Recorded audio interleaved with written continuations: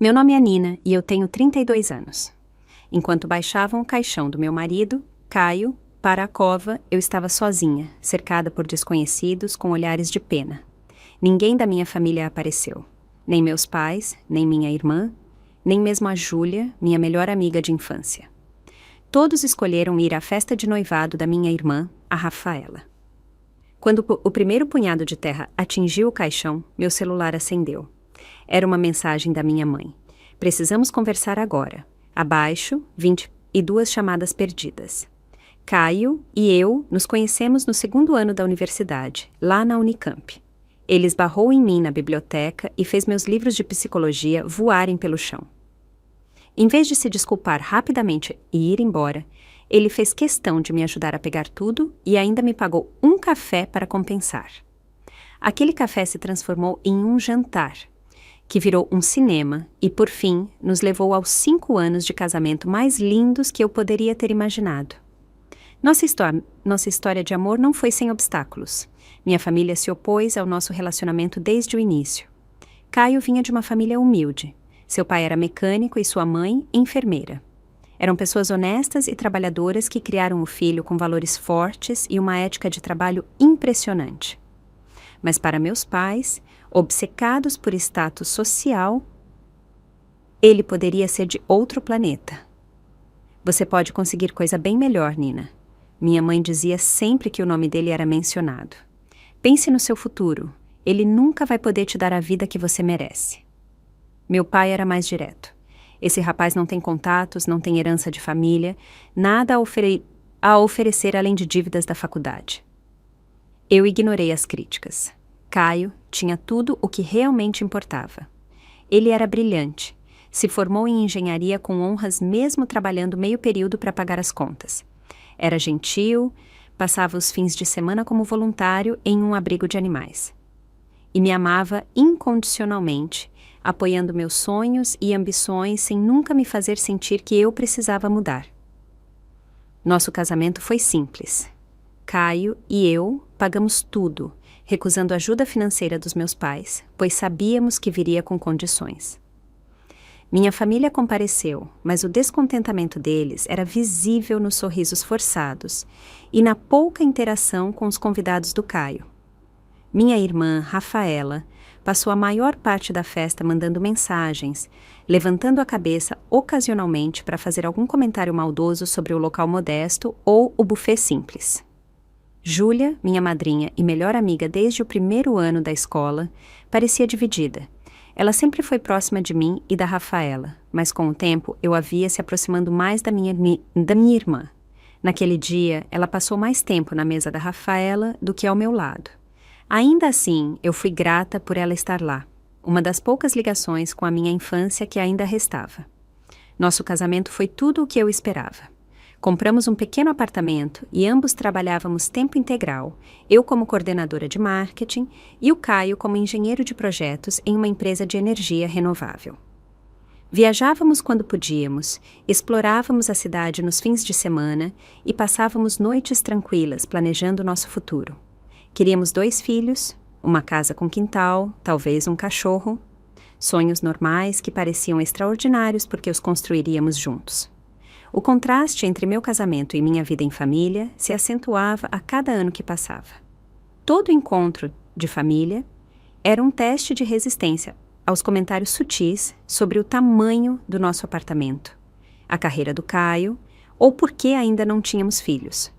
Enquanto isso, a Rafaela recebia apenas elogios pelo emprego em um escritório de advocacia famoso, por sua crescente rede de amigos influentes e pela série de namorados ricos. Quando vocês vão nos dar netos? Minha mãe me perguntava nos jantares. 10 minutos depois, virava para a Rafaela e dizia: não tenha pressa em encontrar o homem certo, querida. Foque na sua carreira. Crianças podem esperar. A diferença de tratamento era gritante, mas eu já tinha me acostumado. Caio apertava minha mão por debaixo da mesa e seu apoio silencioso valia mais do que a aprovação da minha família. Júlia testemunhava tudo. Ela estava presente em toda a minha infância, quando minhas conquistas eram ofuscadas pelas da Rafaela. Quando meus pais se esqueceram da minha formatura do ensino médio porque coincidia com um recital de dança da Rafaela. quando eu recebia presentes úteis de Natal, enquanto a Rafaela ganhava roupas de grife e joias. Sua família é dura, Nina. A Júlia admitiu uma vez, depois de um jantar de ação de graças, particularmente tenso. Mas eles te amam do jeito deles. Eu concordei com a cabeça, sem acreditar, mas apreciando a tentativa de consolo. O que eu não percebi na época era como a Júlia tinha começado a ver o tratamento da minha família como algo justo. Como ela tinha absorvido a ideia de que eu era, de alguma forma, menos merecedora de atenção e carinho. Tudo mudou 6 meses atrás. Caio estava com dores de cabeça persistentes e cansaço. Atribuímos isso ao estresse e ao excesso de trabalho, até que ele desmaiou durante uma corrida matinal. O diagnóstico foi rápido e cruel. Câncer cerebral em estágio 4. A previsão de vida era de 6 meses a 1 ano com tratamento. Sem ele, menos. Liguei para meus pais imediatamente, com a voz embargada, enquanto dava a notícia devastadora. Ah, isso é terrível, minha mãe disse, em um tom que mostrava, no máximo, uma preocupação moderada. Você procurou uma segunda opinião? Médicos são sempre tão dramáticos. Mãe, vimos 3 especialistas. Todos disseram a mesma coisa. Bem, essas coisas às vezes se resolvem sozinhas. Seja positiva. Ah, antes que eu me esqueça, a Rafaela acabou de nos dizer que acha que o namorado vai pedi-la em casamento em breve. Talvez a gente planeje um casamento. A conversa mudou para o relacionamento da Rafaela. O diagnóstico terminal do meu marido já tinha sido esquecido. Desliguei, sentindo um vazio, embora não estivesse surpresa. Quando eu contei a Júlia, sua reação inicial pareceu genuína. Choque, lágrimas, ofertas para ajudar no que fosse preciso. Mas com o passar das semanas e o início do tratamento agressivo do Caio, a Júlia começou a se afastar. Sempre havia uma desculpa: prazos no trabalho, obrigações familiares, problemas de saúde dela. Prometo que visito neste fim de semana. Ela mandava mensagem só para cancelar no último minuto. Enquanto isso, Caio travava sua batalha com uma coragem inacreditável. A radioterapia o deixava terrivelmente doente. A quimioterapia fez seu cabelo cair e o fez perder 9 quilos de seu corpo já magro. Eu tirei uma licença médica familiar, gastando nossas economias para ficar ao seu lado todos os dias.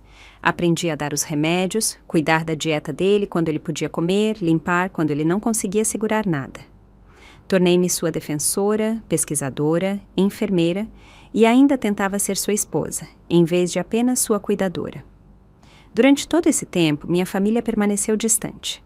Eu mandava atualizações regulares que recebiam respostas breves. Rafaela nunca visitou.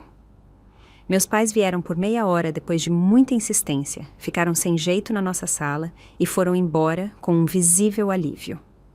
Júlia foi ao hospital 2 vezes. Em ambas as vezes, ficou menos de 1 hora, visivelmente desconfortável, perto dos equipamentos médicos e da piora do estado de Caio. As pessoas reagem de forma diferente a crises.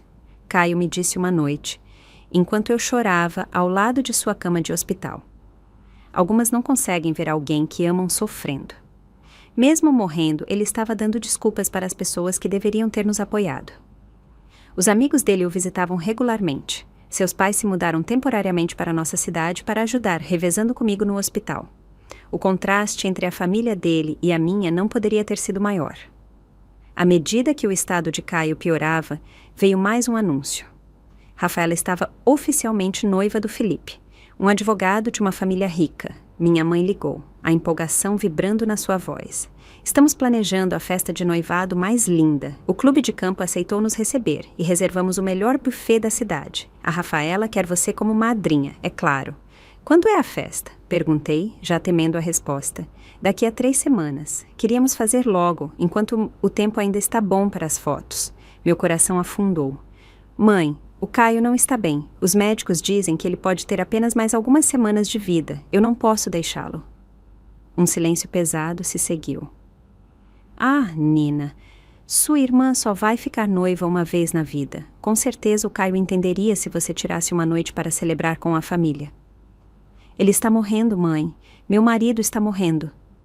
Bem, sentiremos sua falta na festa. Direi a Rafaela que você mandou parabéns. A festa de noivado foi marcada para o mesmo fim de semana em que os médicos me disseram para me preparar para o fim. Como se eu pudesse me preparar para perder o amor da minha vida aos 32 anos. A piora de Caio foi mais rápida do que todos previram.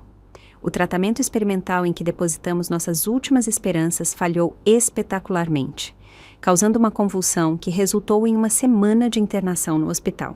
Sua oncologista me chamou de lado depois de estabilizá-lo. Sinto muito, mas estamos sem opções médicas, a doutora Patrícia disse, seus olhos gentis, cheios de arrependimento genuíno. Neste ponto, nosso objetivo é mantê-lo confortável. Talvez você deva considerar cuidados paliativos. Paliativos? A palavra que eu temia desde o diagnóstico. Significava desistir de lutar, aceitar o inevitável. Significava o início do adeus. Naquela noite, eu dormi na poltrona ao lado da cama do Caio, ouvindo o ritmo de sua respiração, memorizando o subir e descer de seu peito. Segurei sua mão, agora fina e frágil, com as veias salientes sob a pele quase transparente. No sono, as marcas de dor ao redor de seus olhos e boca relaxavam, fazendo-o parecer por um breve instante o homem com quem eu havia me casado. Nossas economias tinham acabado. As contas médicas se acumularam, apesar do plano de saúde, e minha licença não remunerada significava meses sem renda. Os pais de Caio ajudaram o máximo que puderam, mas eram aposentados e viviam de uma renda fixa. Eu engoli o orgulho e mandei uma mensagem para meu pai, perguntando se eles poderiam ajudar com algumas despesas. Estamos um pouco apertados agora com a festa de noivado da Rafaela, ele respondeu. Talvez no próximo mês possamos dar uma olhada no nosso orçamento. No próximo mês, quando Caio provavelmente não estaria mais aqui. Durante aquelas últimas semanas, eu mal dormia. Quando o fazia, era em curtos intervalos, acordando assustada com a menor mudança na respiração do Caio ou com um bip do monitor. Eu me sustentava com café da lanchonete do hospital e barras de cereais da máquina automática. Minhas roupas estavam largas. A tristeza estava me consumindo antes mesmo de ele partir. Eu continuei mandando atualizações para minha família, esperando contra toda esperança que a gravidade da situação finalmente penetrasse a bolha de indiferença deles. Minhas mensagens se tornaram cada vez mais desesperadas. O Caio foi transferido para cuidados paliativos. Os médicos dizem que pode ser questão de dias. Por favor, venham. Minha mãe respondeu, mandando orações. A propósito, você viu as fotos que te mandei do anel de noivado da Rafaela? É de 6 quilates. Júlia, não foi melhor. Sinto muito que as coisas estejam difíceis. Estou ajudando a Rafaela com os preparativos da festa. Estou totalmente atolada. Vamos tentar visitar em breve. Ninguém veio. Eu assisti enquanto Caio, outrora vibrante e forte, definhava um pouco mais a cada dia. Ele tentava manter o bom humor, me pedindo para trazer seu achocolatado favorito às escondidas dos médicos. Ele se preocupava mais comigo do que consigo mesmo. Me prometa que você vai cuidar de si mesma depois, ele disse durante um raro momento de lucidez. Encontre a alegria de novo, Nina. Não deixe que isso a destrua para sempre. Eu prometi, embora não pudesse imaginar a alegria existindo em um mundo sem ele. Na noite anterior à festa de noivado da Rafaela, a respiração do Caio ficou ofegante. A enfermeira dos cuidados paliativos aumentou a dose de morfina, explicando gentilmente que isso era frequentemente um sinal da fase final. Liguei para meus pais. Mãe, acho que o Caio vai partir hoje à noite ou amanhã. Por favor, preciso de vocês aqui. Ah, Nina, ela suspirou. Temos convidados chegando de fora para a festa. A Rafaela ficaria arrasada se não estivéssemos aqui para recebê-los. Meu marido está morrendo! Gritei no telefone, assustando a enfermeira. Abaixe a voz. Minha mãe me repreendeu. Você está sendo dramática. Pessoas morrem todos os dias. Sua irmã só fica noiva uma vez. Eu desliguei, minhas mãos tremendo de raiva e incredulidade. Tentei a Júlia em seguida, minha última esperança de ter alguém familiar ao meu lado. Júlia, por favor, eu não posso fazer isso sozinha. Nina, estou no salão com a Rafaela agora. Estamos arrumando o cabelo para amanhã. Sinto muito, mas eu prometi a ela há semanas que a ajudaria com todos os preparativos. Caio faleceu às 3h27 da manhã. Seus pais e eu segurávamos suas mãos. Ele não lutou no final. A medicação para a dor o manteve confortável. E suas últimas palavras conscientes para mim foram: "Obrigado por me amar." Fiquei com o corpo dele até o amanhecer, incapaz de entender que a pessoa que ele o mais amava no mundo tinha ido embora, deixando apenas a carcaça que o continha. Meus sogros me abraçaram, a tristeza deles tão profunda quanto a minha, mas temperada por décadas a mais de experiência de vida. Eles me ajudaram a entrar em contato com a agência funerária que tínhamos relutantemente escolhido semanas antes. Eles ficaram enquanto a equipe vinha buscar o corpo de Caio, me segurando quando minhas pernas ameaçaram falhar. Quando o dia amanheceu, eu verifiquei meu celular. Nenhuma mensagem da minha família. Eles provavelmente estavam dormindo, descansando para o grande dia da Rafaela. Eu enviei uma mensagem simples para o nosso grupo de família. O Caio faleceu há algumas horas. Detalhes do velório a seguir. Meu pai respondeu primeiro: "Lamentamos sua perda. Estaremos pensando em você hoje. Não estamos indo aí? Não, o que podemos fazer? Apenas uma confirmação e distanciamento." Minha mãe: "Que notícia triste. Nos avise sobre o velório." Dia agitado pela frente com os preparativos da festa. Rafaela não respondeu de jeito nenhum. Júlia me mandou uma mensagem privada: "Meu Deus, Nina, sinto muito. Precisa que eu vá até aí?" Antes que eu pudesse responder, ela mandou outra: "Na verdade, prometi a Rafaela que a ajudaria a decorar o local da festa esta manhã. Posso passar aí depois da festa, à noite?" Eu não respondi a nenhum deles. Não havia mais palavras. As 48 horas seguintes foram um borrão de arranjos funerários. Caio e eu tínhamos conversado sobre seus desejos durante um raro momento de lucidez algumas semanas antes. Ele queria algo simples: cremação, uma pequena cerimônia com sua música favorita e sem conotações religiosas. Ele me pediu para espalhar parte de suas cinzas no Parque Ibirapuera, onde passamos nosso primeiro aniversário. O agente funerário era gentil, mas profissional enquanto passávamos pelas opções: caixão ou urna? Qual vaso de cinzas? E o panfleto comemorativo? Eu gostaria de publicar um obituário? Cada decisão parecia impossível, definitiva de uma forma que rasgava meu coração já dilacerado. Os pais de Caio ajudaram no que podiam, mas respeitaram que essas eram decisões para mim, a esposa dele, tomar. Eu escolhi um caixão simples de madeira para a despedida, uma urna azul marinho que combinava com os olhos dele e aprovei um obituário que parecia vergonhosamente inadequado para resumir uma vida tão notável e tão curta. Marquei a cerimônia para a terça-feira, 3 dias após sua morte. Parecia um intervalo apropriado depois da festa de noivado da Rafaela no sábado. Certamente minha família compareceria agora que a celebração deles tinha acabado. Criei um evento no Facebook com os detalhes do velório e marquei todos os membros da família. Enviei uma mensagem para o grupo de família com as mesmas informações. Mandei até um e-mail direto para meus pais e para a Júlia, com um mapa para a agência funerária. As respostas vieram aos poucos. Mãe: faremos o possível para estar lá. A Rafaela está exausta da festa, mas sabemos que isso é importante também. Pai: vou verificar minha agenda e te aviso. Rafaela: apenas um emoji de joinha. Mais nada. Júlia: com certeza estarei aí cedo para te ajudar com os preparativos. É só me dizer do que precisa. Te amo. Eu queria gritar. Meu marido tinha morrido aos 34 anos. Meu mundo inteiro tinha desabado. E minha irmã estava exausta da festa. Meu pai precisava verificar a agenda. Só a resposta de Júlia oferecia algum conforto real, embora a experiência tivesse me ensinado a controlar minhas expectativas. Na segunda-feira, eu selecionei a roupa para o enterro do Caio. O terno azul que ele tinha usado no nosso casamento, agora largo, onde antes vestia perfeitamente. Passei os dedos pelo tecido, lembrando como ele estava lindo naquele dia. Como seus olhos se encheram de lágrimas quando eu entrei. Júlia ligou naquela noite. Nina, sinto muito por tudo. A festa foi exaustiva e eu me sinto péssima por não ter estado lá quando aconteceu, mas prometo que estarei no velório amanhã logo cedo. Quer que eu vá aí hoje? Podemos tomar um vinho e conversar.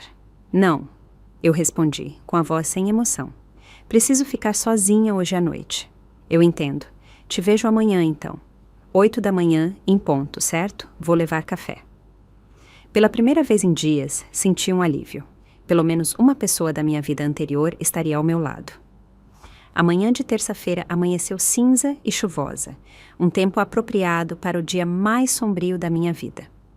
Eu me vesti mecanicamente com um vestido preto que tinha comprado online 2 dias antes, passei uma maquiagem leve e dirigi para a agência funerária. Os pais de Caio me encontraram lá. A mãe dele me abraçou forte. "Estamos aqui por você, querida", ela sussurrou. "Hoje e sempre." Eu chequei meu celular. 8h15 da manhã. Nenhum sinal da Júlia. Nenhuma mensagem da minha família. Mandei uma mensagem rápida para a Júlia.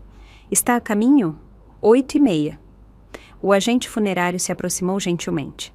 "Senhora Monteiro, devemos nos preparar para receber os convidados em breve. Gostaria de um momento a sós com seu marido primeiro?" Eu concordei, seguindo-o até a sala onde o caixão do Caio estava. Flores o cercavam, a maioria de seus colegas e amigos. Um grande arranjo de seus pais. Um pequeno buquê que eu mesma havia escolhido. Rosas brancas misturadas com não me esqueças.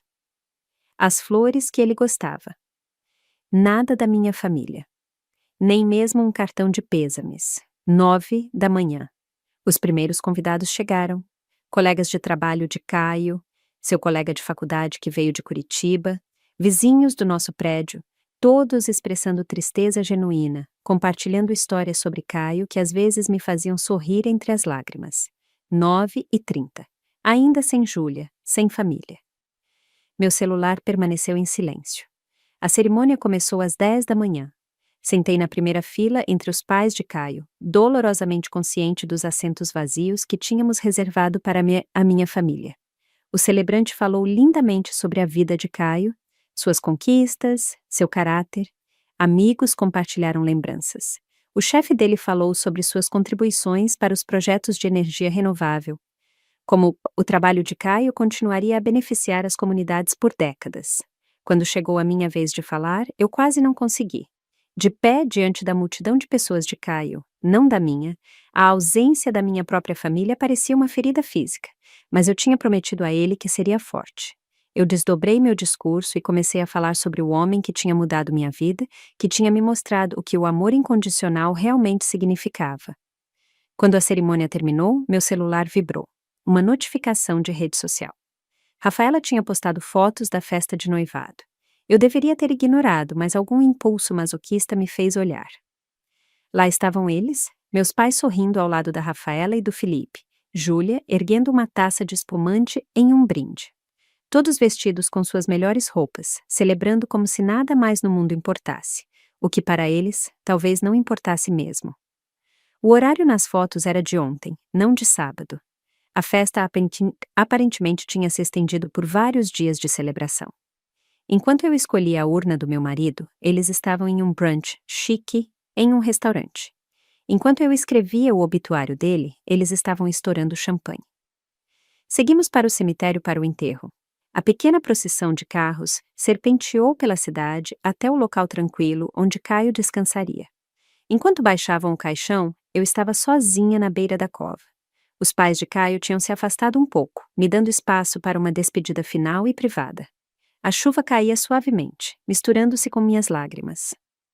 Sussurrei as palavras que eu tinha dito a ele todas as noites por 5 anos.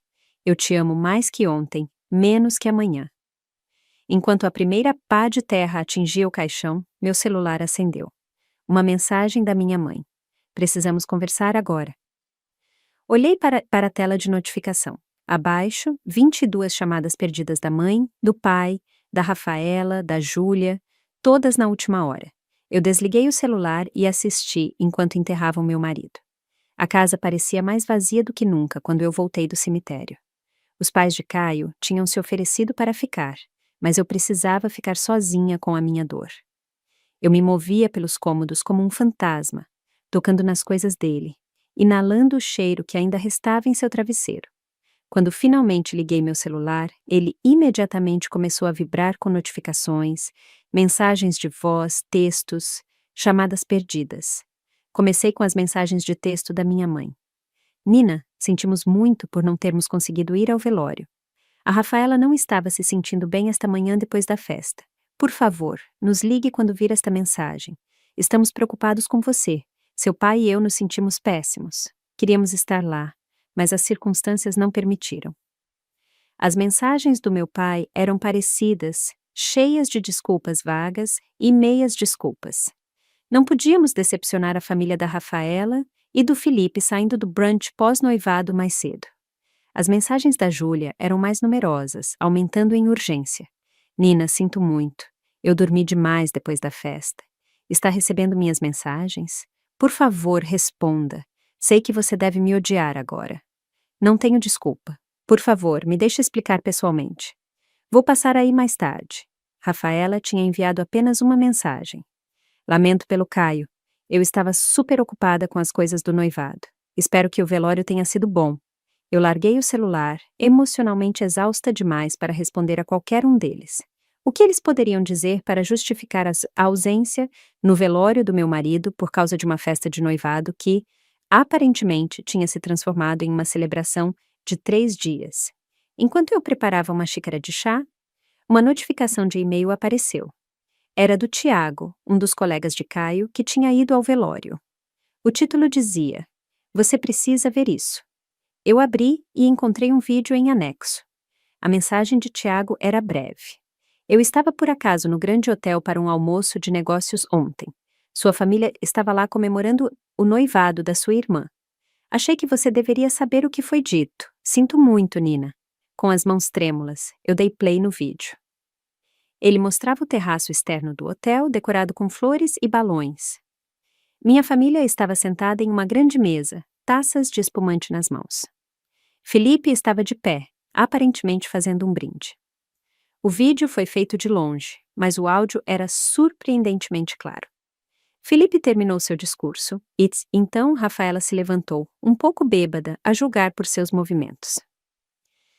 "Quero agradecer a todos por terem vindo nos celebrar", ela disse, radiante.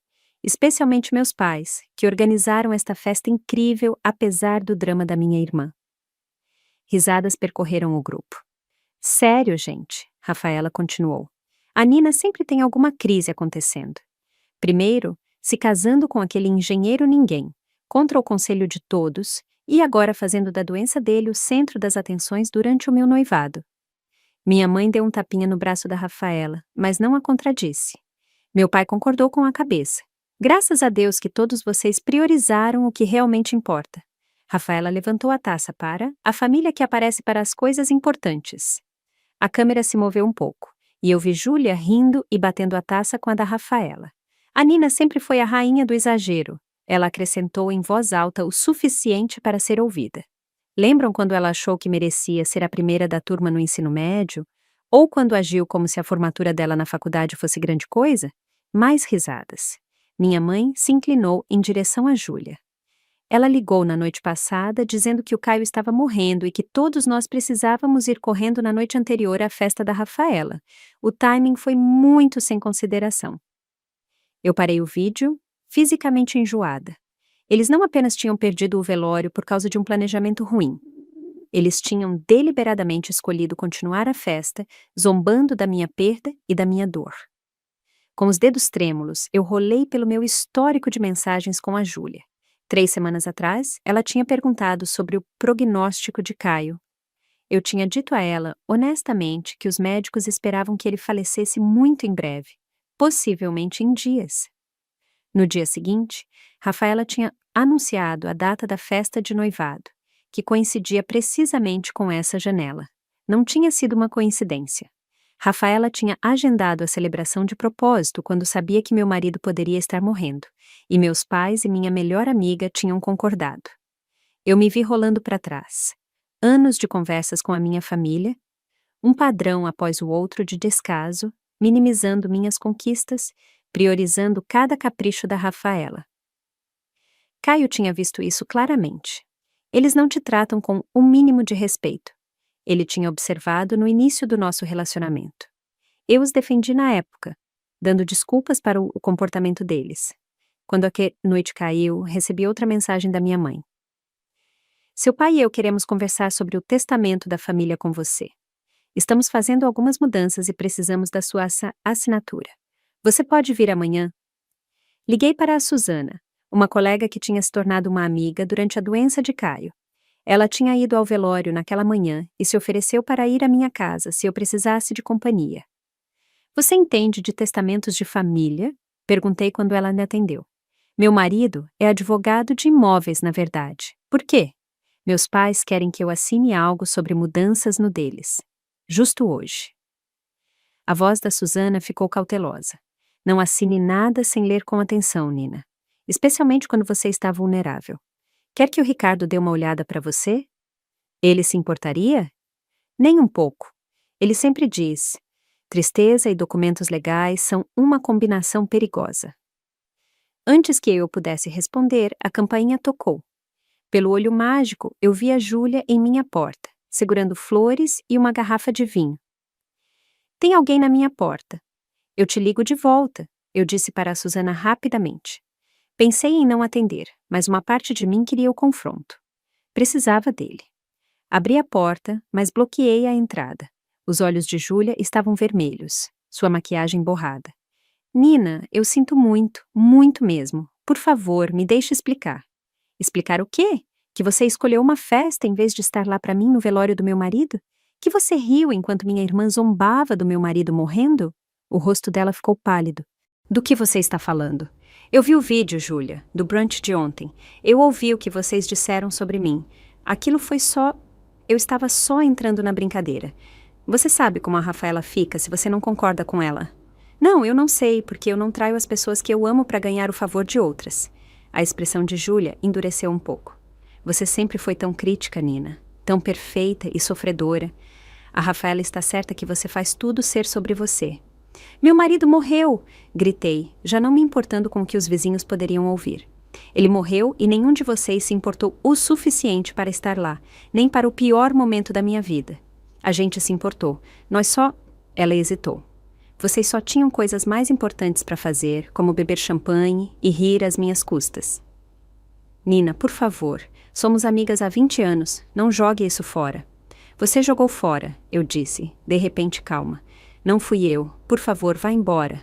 Sua família se está preocupada com você. Eles me mandaram para ver como você está, para te levar para casa.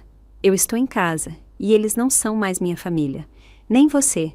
Eu fechei a porta para os protestos dela, me encostando nela enquanto soluços sacudiam meu corpo. A última ilusão havia sido destruída. Eu estava verdadeiramente sozinha agora, abandonada por todos que deveriam ter me amado desde o nascimento. Aquela noite foi a mais sombria da minha vida, mais sombria até do que a noite em que Caio morreu. Porque então eu ainda acreditava que tinha pessoas a quem recorrer. Agora eu sabia a verdade. Na manhã seguinte, eu acordei com mais chamadas perdidas e uma mensagem de texto do meu pai. Vamos passar aí às 11 da manhã. Precisamos resolver esta situação. Eu não respondi, mas sabia que eles viriam de qualquer forma. Pela primeira vez, fiquei feliz por Caio ter insistido em instalar um sistema de câmera de segurança. Eu poderia ver quem estava do lado de fora antes de abrir a porta. Às 10h45, liguei para o Ricardo, o marido da Susana, que tinha gentilmente revisado os documentos do testamento que meus pais tinham enviado por e-mail durante a noite. Nina, que bom que você me pediu para dar uma olhada nisso, ele disse gravemente. Esta alteração removeria você do testamento completamente, redirecionando sua parte para a Rafaela. Eles precisam da sua assinatura porque o testamento original estabeleceu uma distribuição igual entre os 2 filhos. Eles queriam que eu abrisse mão da minha herança, um dia depois do velório do meu marido. A profundidade da crueldade deles continuava me chocando. Não assine. Na verdade, eu aconselharia que você tivesse seu próprio advogado para revisar todos os assuntos financeiros com a sua família daqui para frente. Às 11 em ponto, minha campainha tocou. A câmera de segurança mostrava meus pais, Rafaela e Júlia, parados na porta. Eu respirei fundo e abri a porta. Finalmente, minha mãe disse, passando por mim e entrando na sala. Estamos tentando falar com você há dias.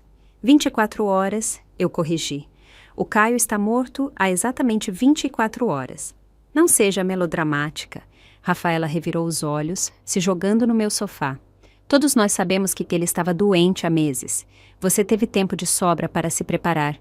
Meu pai pelo menos teve a decência de parecer desconfortável. Júlia pairava perto da porta, incapaz de me encarar.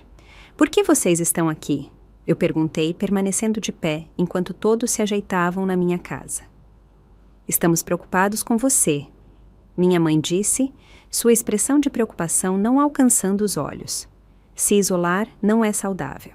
E temos um assunto de família para discutir, meu pai acrescentou, batendo na maleta.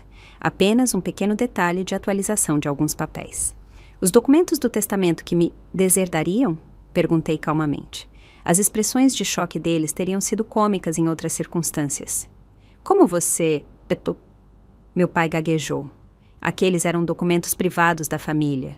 Sim, sobre a minha herança. Você realmente achou que eu assinaria sem ler, sem consultar um advogado? Você não tinha o direito de mostrar isso a um estranho, minha mãe retrucou. Assim como vocês não tinham o direito de faltar ao velório do meu marido por causa de uma festa. Um silêncio desconfortável caiu. Rafaela o quebrou com um bufo. Ainda estamos nisso?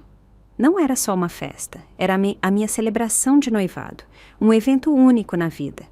E o velório do Caio não foi? Minha voz permaneceu firme, embora por dentro eu tremesse de raiva. Pessoas morrem todos os dias. Rafaela encolheu os ombros. Eu só vou ficar noiva uma vez.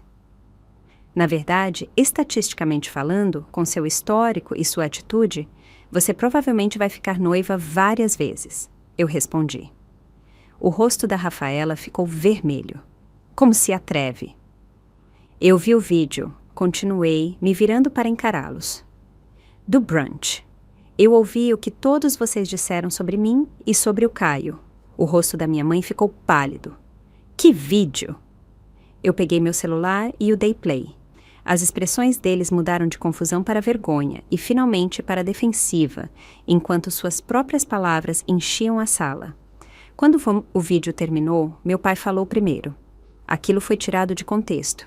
Que contexto possível faria aquilo ser aceitável? Perguntei. Zombar do meu marido morrendo, rir da minha dor? Nina, nós não quisemos.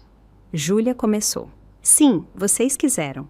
Todos vocês quiseram dizer cada palavra. É isso que vocês realmente são, e é isso que vocês sempre foram. Eu caminhei até meu laptop e abri uma pasta. Eu estive pensando muito sobre a nossa dinâmica familiar desde que o Caio ficou doente, sobre como eu fui tratada a minha vida inteira em comparação com a Rafaela.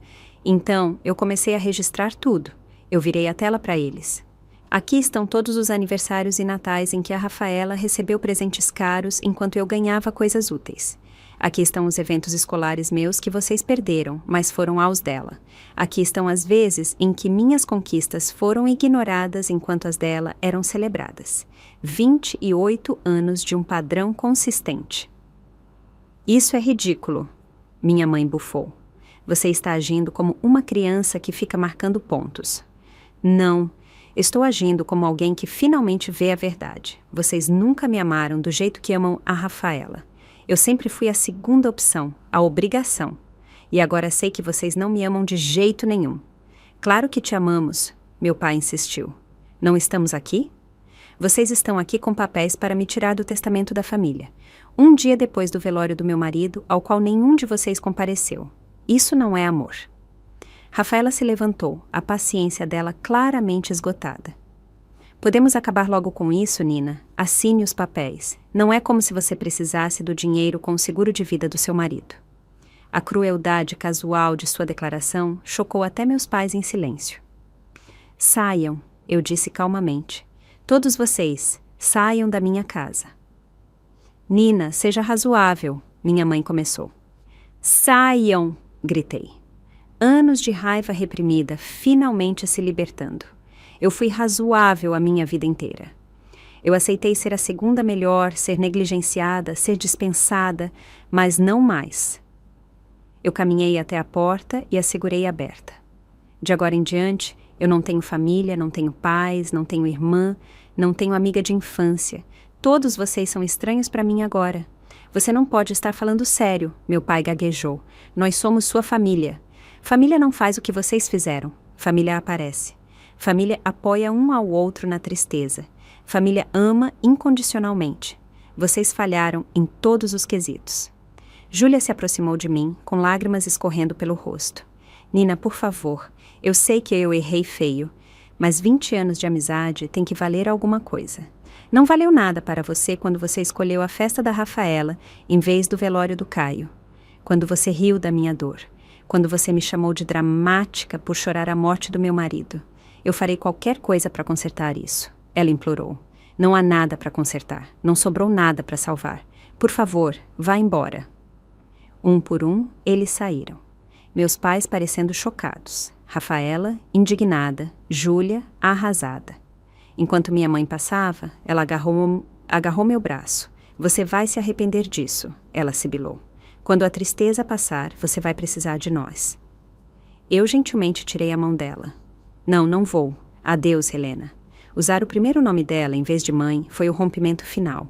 O rosto dela se contorceu brevemente antes de endurecer em uma máscara de indignação. Sem outra palavra, ela se juntou ao meu pai no carro. Enquanto eu fechava a porta para a minha ex-família, uma estranha sensação de paz me invadiu. Pela primeira vez na minha vida, eu tinha me defendido da maneira que Caio sempre me encorajou a fazer, da maneira que ele teria se orgulhado de ver.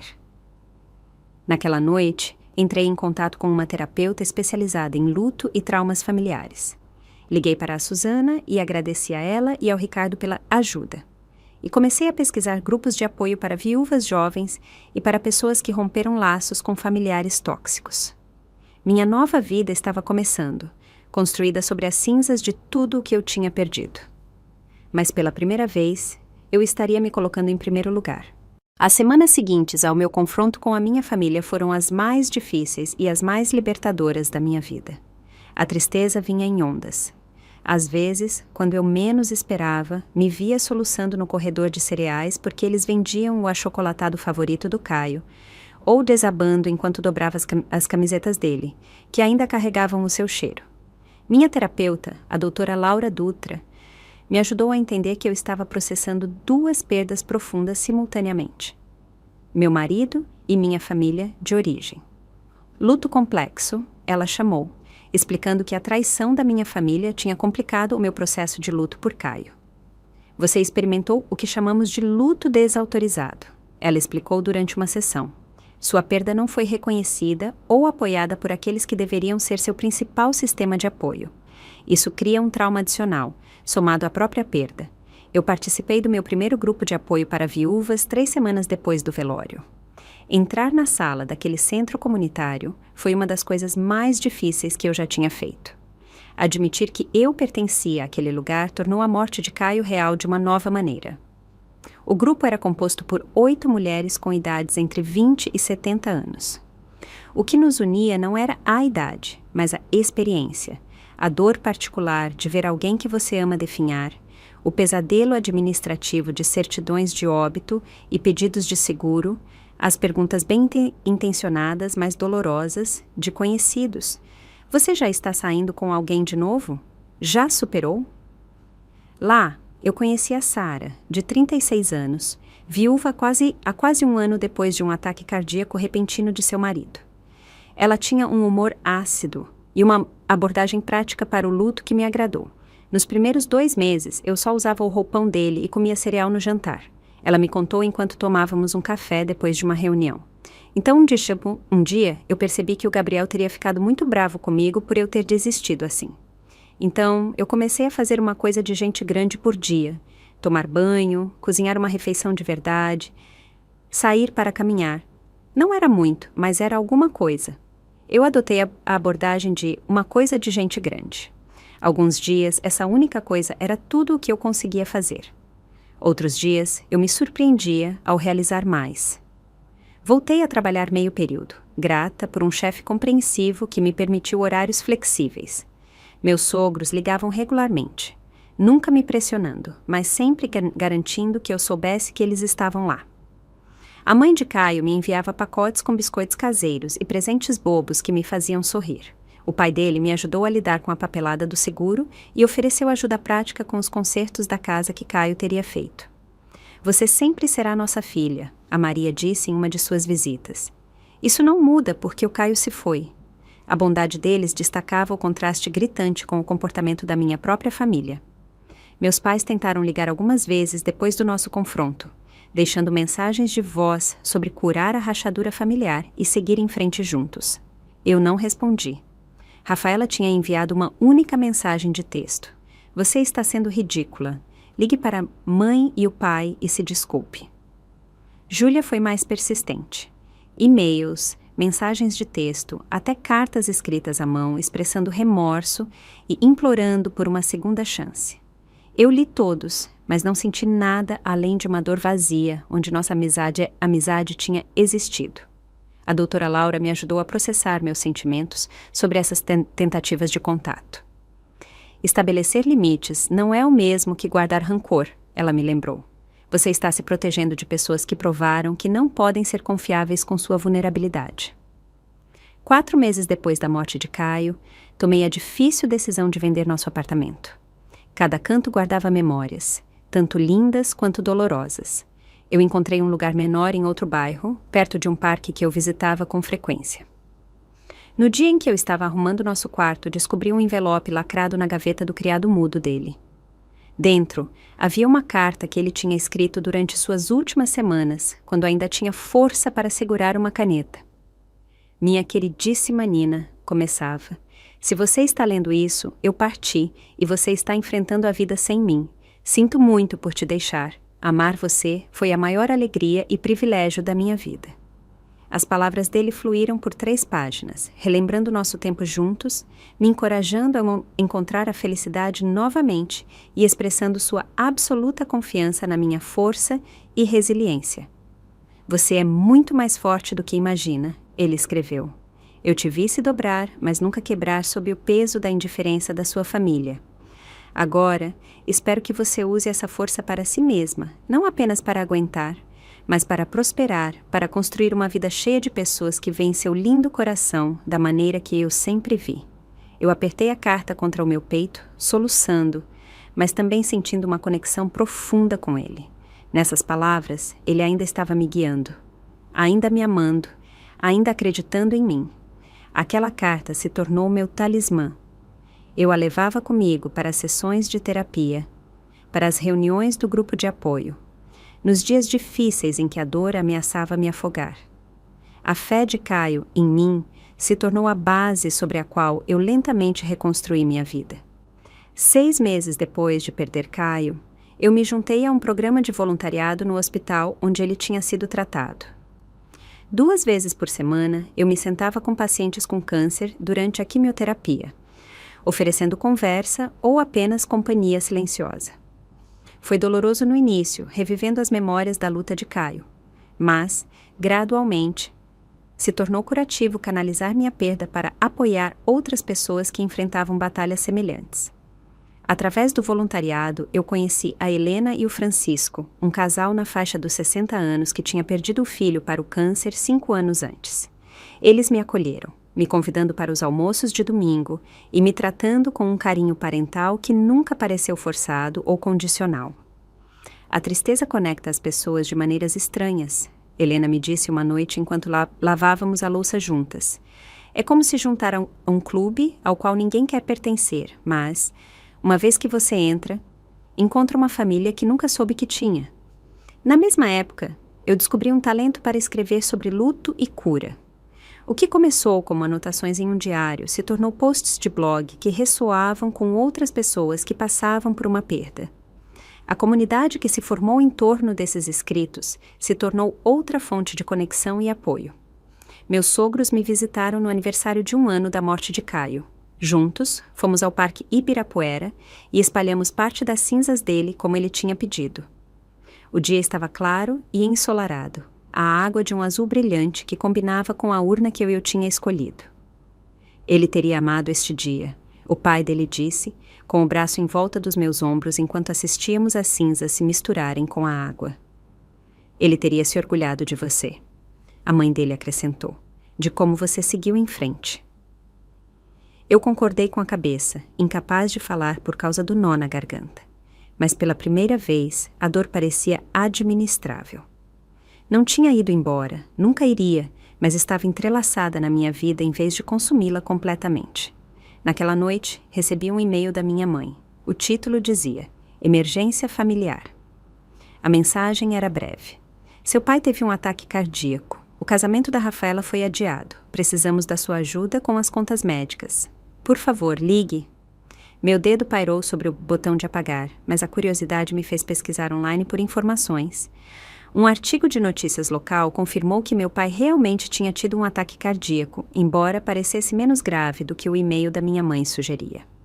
Outro artigo mencionava que o noivo da Rafaela, o Felipe, tinha cancelado o noivado em meio a rumores de irregularidades financeiras em seu escritório de advocacia.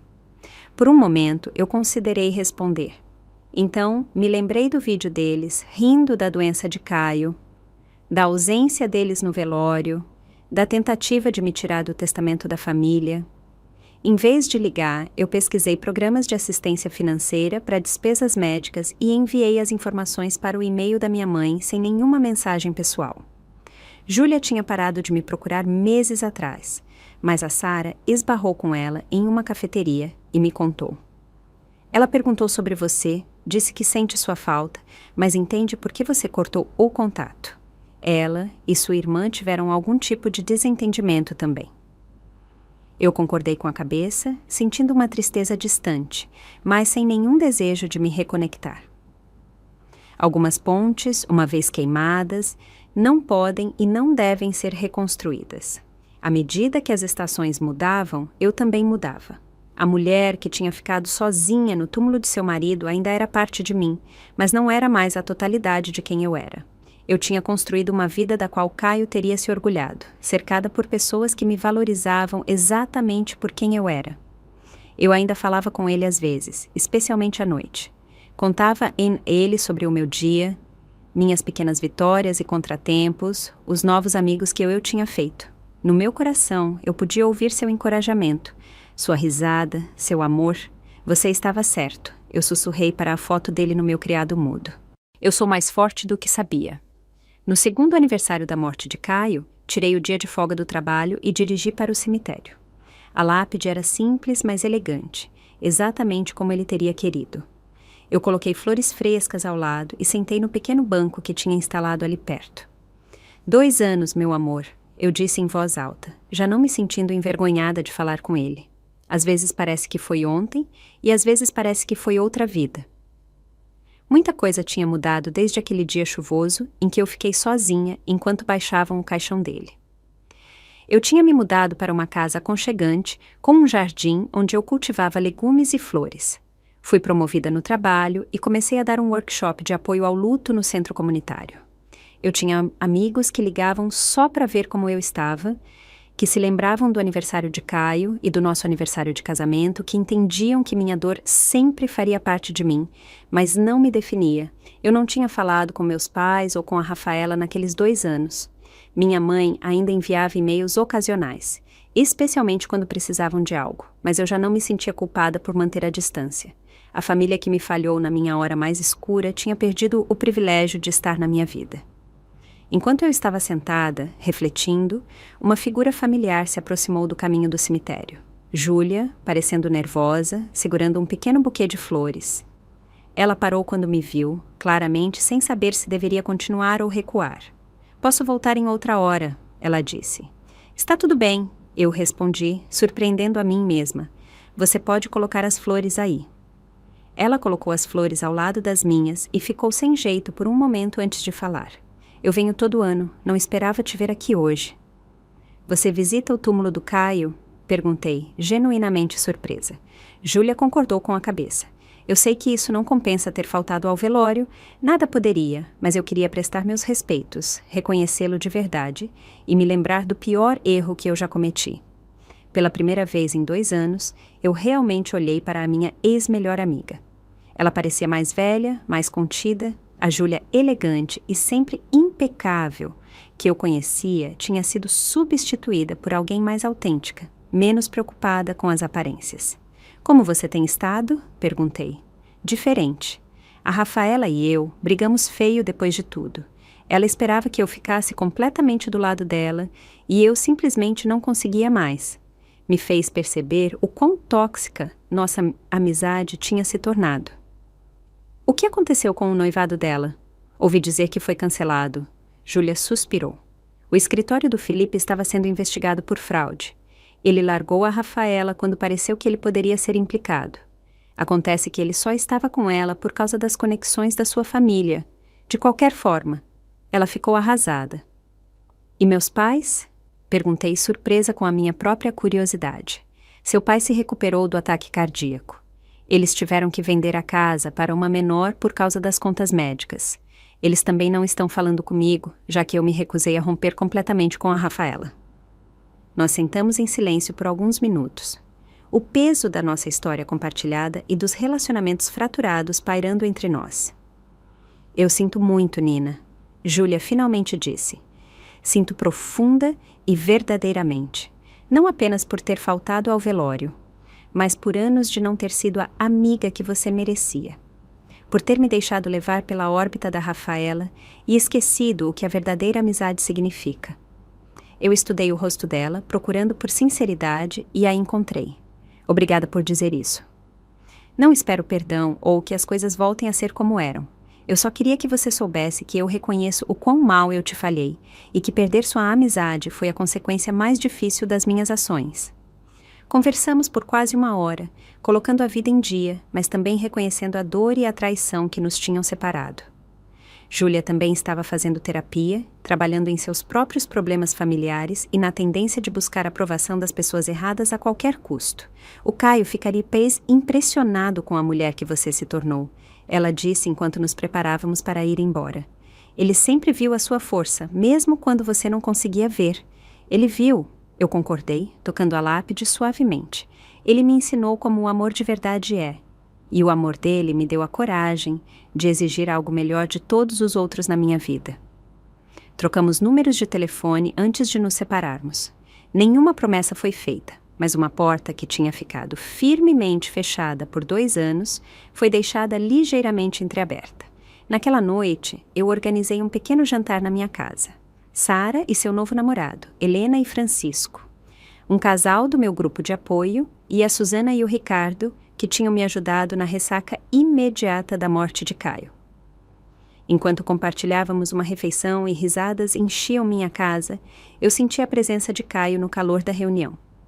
Mais tarde, depois que todos tinham ido embora, eu me sentei no meu jardim sob as estrelas e refleti sobre a jornada dos últimos 2 anos. Eu tinha perdido meu marido e minha família de origem. Tive que lidar com traição e abandono. Senti uma dor que eu nunca imaginei que sobreviveria. No entanto, aqui estou, não apenas sobrevivendo, mas criando uma vida com significado e conexão. A lição mais profunda que eu aprendi foi que a família não é definida por laços de sangue ou legais. A família é feita das pessoas que aparecem quando você mais precisa, aquelas que dão espaço para a sua dor sem tentar consertá-la ou minimizá-la. Aquelas que celebram suas alegrias sem inveja ou condições. Eu também aprendi que estabelecer limites não é egoísmo, mas essencial. Que o perdão nem sempre significa reconciliação. Que alguns relacionamentos estão danificados demais para serem consertados e que tudo bem. Mais importante ainda, eu tinha descoberto minha própria resiliência. A força que Caio sempre viu em mim, finalmente, se tornou visível para mim mesma. Eu carrego o amor dele não como um fardo de tristeza, mas como um presente que continua a me sustentar e me guiar. Enquanto as estrelas brilhavam no céu, eu sussurrei para a noite. Obrigado por me amar, Caio, por me mostrar o que eu mereço. Estou construindo uma vida linda, exatamente como você queria para mim. Uma brisa suave agitou as folhas e por um momento eu me senti abraçada por algo maior do que eu.